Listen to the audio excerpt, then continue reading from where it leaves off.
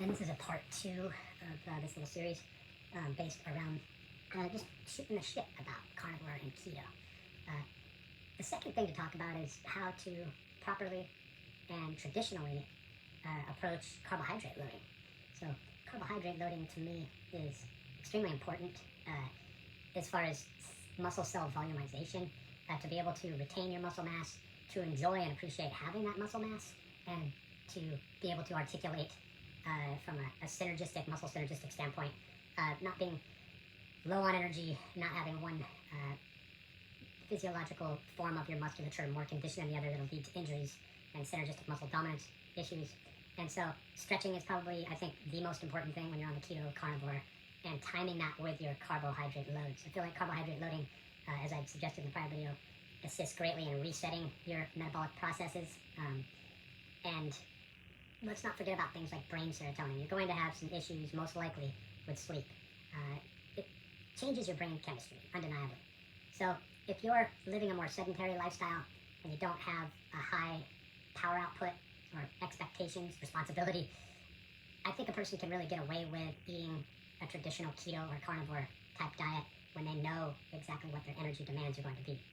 When there's a big variance and things change from moment to moment, day to day, i.e. having kids, little kids, having a job that's on call or commission based, where you don't really know who or what you're going to be dealing with, I think it's important to pre-plan and to give yourself certain walls. Like, if this day is going to end up being a 12-hour day, and I'm already at my goal weight or body fat level, cycling in a certain amount of carbohydrates and knowing ahead of time, okay, what type of day is this? Is this a level A day, a level B day, a level C day? You create it yourself, where the adrenaline and the stress and the shift in your hormones and obviously cortisol levels are going to dominate and dictate your hunger and satiety levels.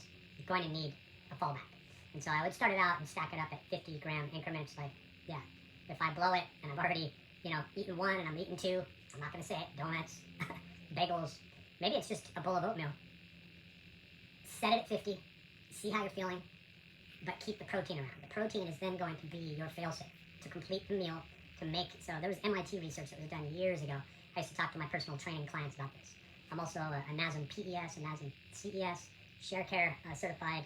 I've been a NASM personal trainer. Right now I'm a personal trainer through NESCA.